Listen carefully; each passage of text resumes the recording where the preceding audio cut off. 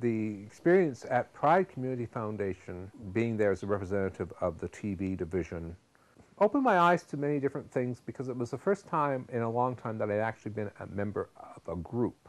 I was a chronicler of all the groups within the community, or as many as I could get a hold of, or that's what we were, me and my colleagues, both on the radio and on TV, we were the chroniclers. The chair of the committee, the foundation, Malcolm Crane, and the board, the other members of the board, always tended to vote together. You know, there was very little dissension or discussion. I, being the junior of the person on the board, really was told, we look after the parade. You know, you're here to do the TV stuff and to be a representative of the TV, what it needs and what not, and what we need of it. Quite frankly, the group that ran the parade or organized it in those days basically were 4 people. Malcolm Crane himself, of course, and then who was more or less a community activist, full-time activist. Gary Penny, who was a bar owner, and Terry Wallace, who was a manager of another bar. Anyone who does that kind of work opens themselves up to criticism and complaint, because it's very hard to satisfy all people all the time, but particularly back then when there was an awful lot of other organizations that were equally committed and equally vociferous about whatever they were doing, having politicians at the events.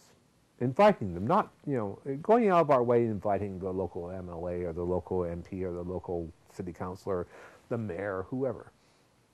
And Malcolm Crane and his supporters were vehemently against this idea. You know, this was, I don't know if the motivation was something of some sort of a purism that, you know, we were the true blue gay people, and we were talking, we were celebrating, we were putting on a celebration for and about ourselves, and we don't need any outsiders. This sort of exclusivity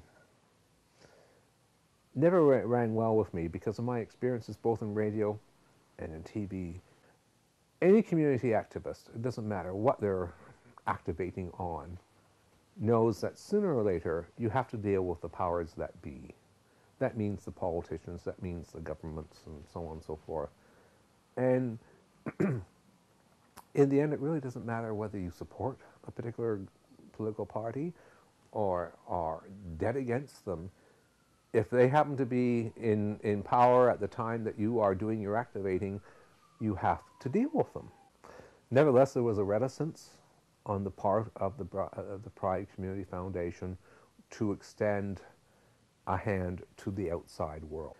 And then something unexpected, which had significant repercussions both for the community and for me personally, happened in 1993 when Malcolm Crane died suddenly of a brain aneurysm, I think 10 weeks before the parade was to be held that year. He died at the end of April, 1st of May, and the parade was, you know, so many weeks down the line.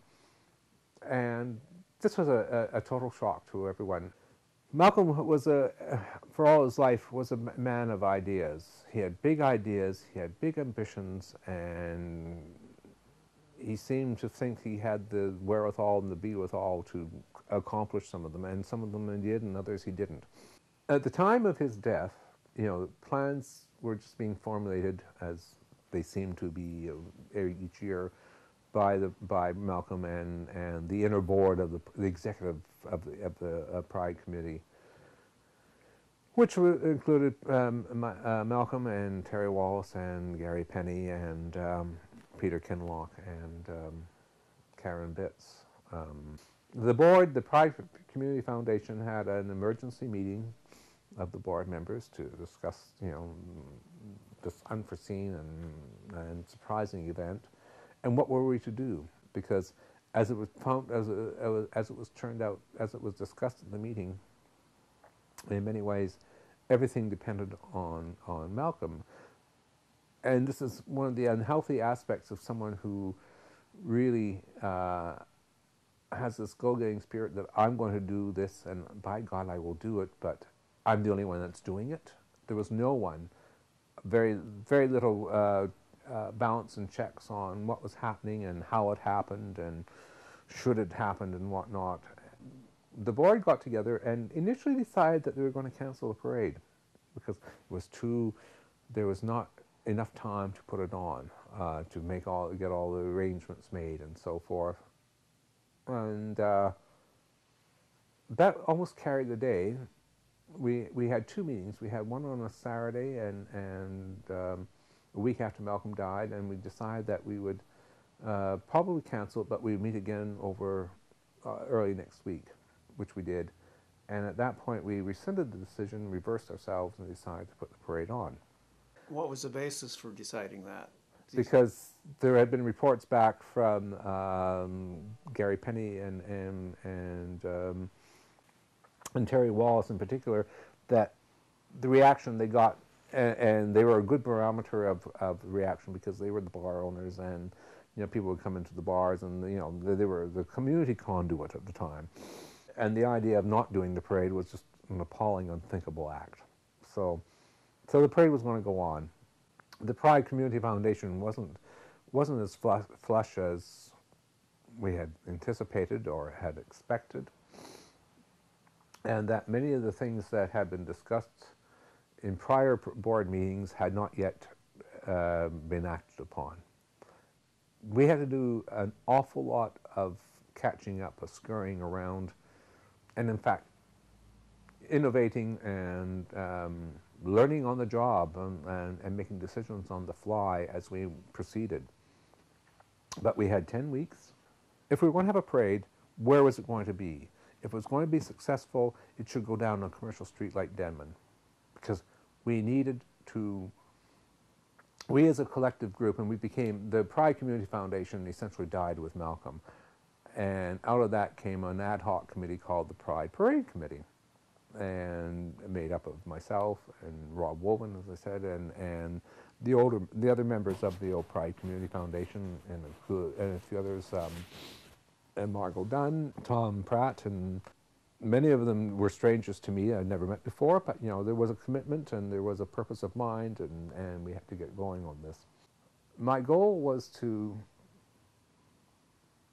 get a parade that became financially viable.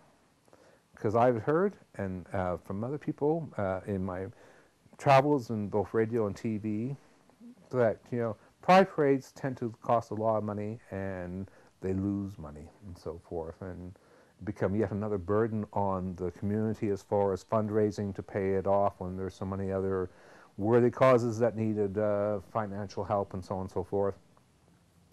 And the second thing I wanted to do, and it's something that was always very disquieting to me while I was on the board of the Pride Community Foundation. This is a closed society. We need to have a much more open society. And I sort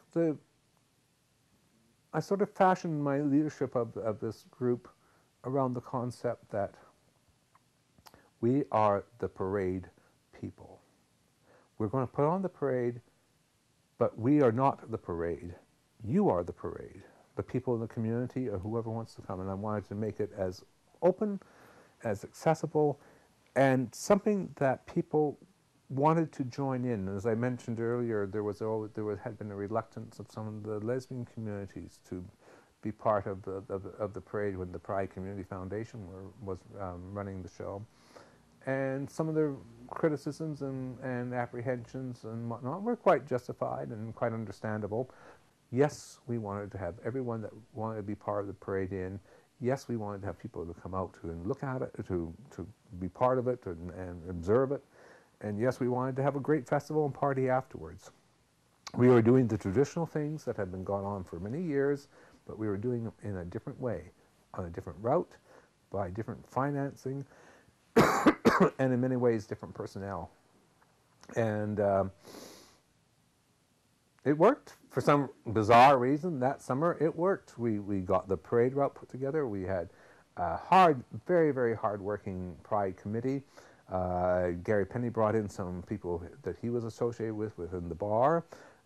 I brought in a few people that I knew would be interested or could do something or could be helpful in one way or another.